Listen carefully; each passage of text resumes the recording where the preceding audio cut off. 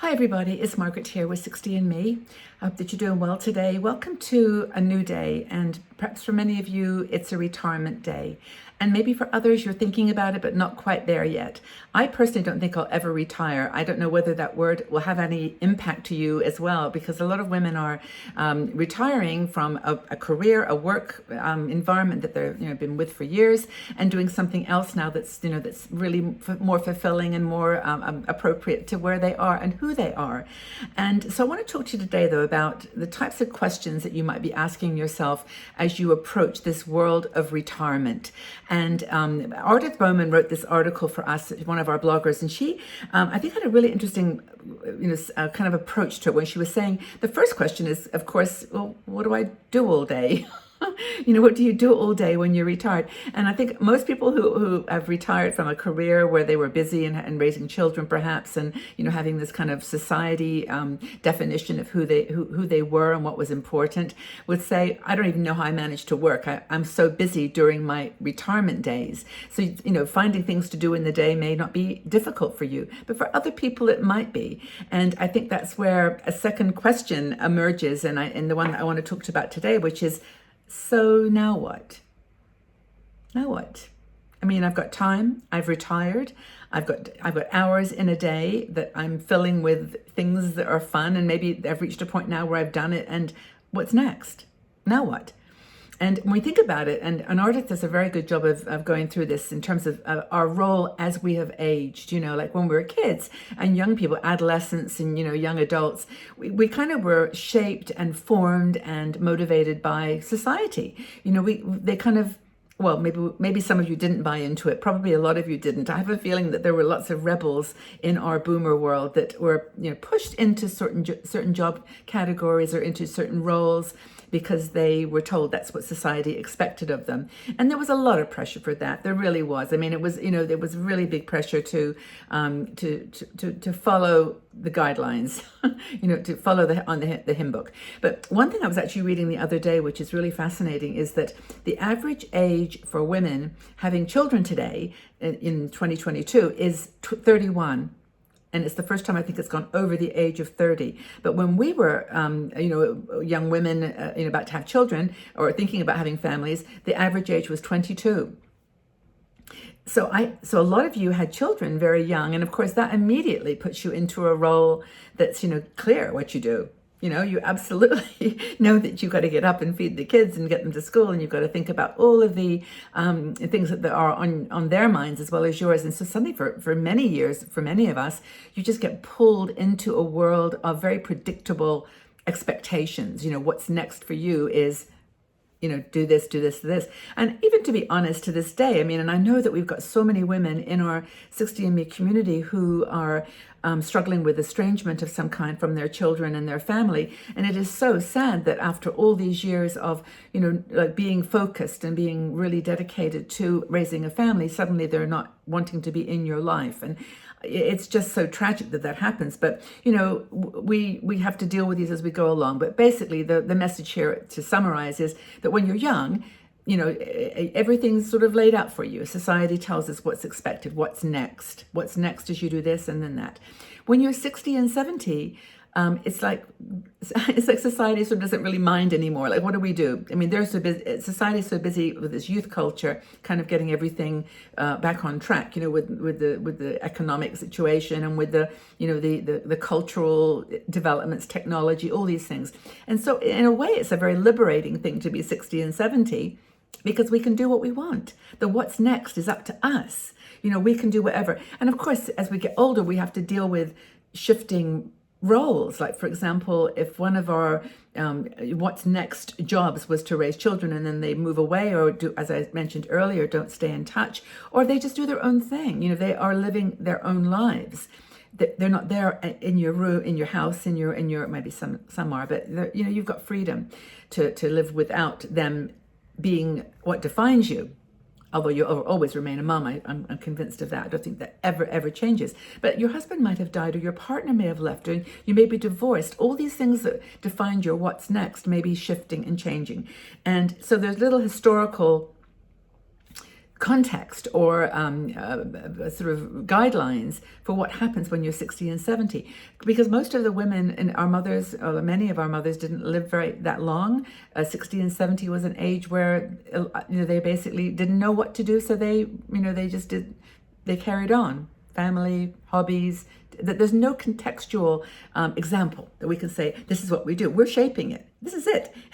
We're the first generation, really, who lived into their 60s and 70s and 80s with health and vitality and money and freedom. So it's up to us to decide. Most of us now are educated, even if we didn't go to college. We're well educated and informed. The internet, thank goodness, has given us that. And if you think about who are the elder women in history that we could look back at and say, yeah, I want to be like them, or I want to follow that path, it doesn't really happen. It's not too many. I mean, there are some, of course. I can think of Anais Nin. I can think of Eleanor Roosevelt. I can think of the spiritual leaders, Pema Chodron and Mother Teresa. I can think of people who are amazing older women who broke the rules when they were younger, perhaps, and did things their way, and it was beautiful. But for the most part, the answer, what now, is our question. So society's message is for older women. We still are pushing back on aging stereotypes here at 60andMe, as you are. We are not, resting, sitting in our rocking chairs, knitting, although I am knitting a scarf. We're expected to fade away. Just kind of be quiet. Just do our thing. And we're not represented equally with men in politics and other decision-making roles, and that's probably going to take another generation to fall into place. But we don't have that leadership or recognition that that men have. We are not seen equally in advertising, even for products that they expect us to buy. There are not older women promoting anti-aging, not that I dislike that word, for positive aging products. You see us in hearing aid commercials or, I don't know, maybe a cookbook or cooking exercise, or, where older women are kind of acceptable. Maybe we're not, maybe the image is not that, but sitting on a beach reading a book with your computer and your grandkids around you. Maybe that's your what's next. Maybe it's going on a retreat and finding a spiritual outlet that you didn't have before.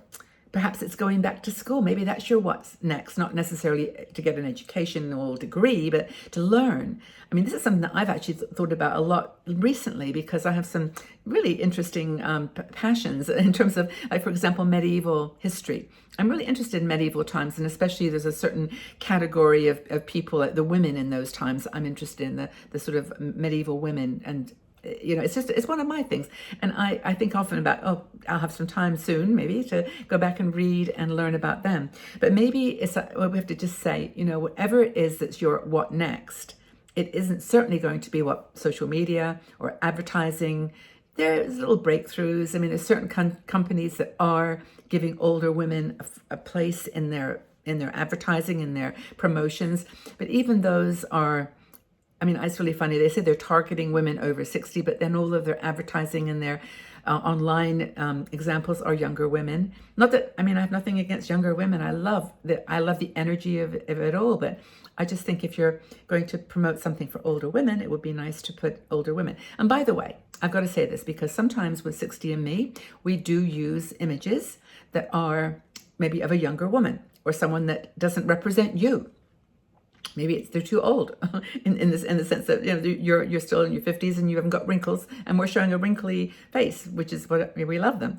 But it's because 60andMe has to use stock photography that's licensed. We cannot just use any old picture. We have to actually have a record that we paid a license fee to use it. So sometimes we can, and this is another, just as a total aside, a lot of people comment sometimes that we don't have enough variety in the gender, or not the gender, the race and the color of the skin. We don't have enough representation. But part of it, honestly, is to find older women who are Asian women or from Japan or Black women. It's just hard. It's hard. So if you know of a company that's a licensing company that's got pictures of older women of all ethnicities and and types, I'd love to know. Anywho, I digressed a bit there, but it's important that you know that, because what we see in the advertising is what what we believe in and what we think is our next. But by determining your next, you become powerful. You become powerful and alive, and others see that. And honestly, if there's, in my opinion, one thing that we can do to push back on aging stereotypes and to show that women in their 60s, 70s, and 80s are not the women of the past in those ages, but is to get out there, to do things, to travel, to learn, to question, to get involved, to participate.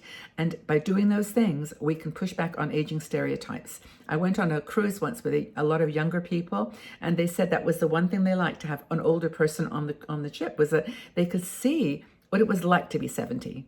And I was like dancing with them and eating foods and dancing, going out on the trips, and not jumping on the bungee and doing some of the crazy yoga positions, the aerial yoga they were doing. But it didn't matter. It was just like we were just together. So anything you can do to show that you are vital and thinking. I mean, yes, of course, we're not as mobile and active and flexible as we might have been in the past, but we've got other things we can do to show people that we have relevance and we're absolutely not invisible. Can be. We want to be, but we don't need to be.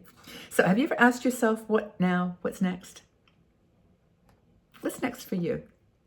Please share in the comment section below. Would love to know, love to have a good conversation and support other people, because we're all in this together, and some people are struggling with this what's next question, and we're here to help each other here at 60andMe. So please, like the video so that more people can see it, and subscribe to the channel. As always, ring the bell, do all those things. You know what they are, and know that you're appreciated, that every single one of you is important to me. And I send you lots of love from my heart and hope that you're doing well. Let's talk about this what's next question. I'd love to know. Take care, everybody. We'll see you again very, very soon. Lots of love. Bye-bye for now.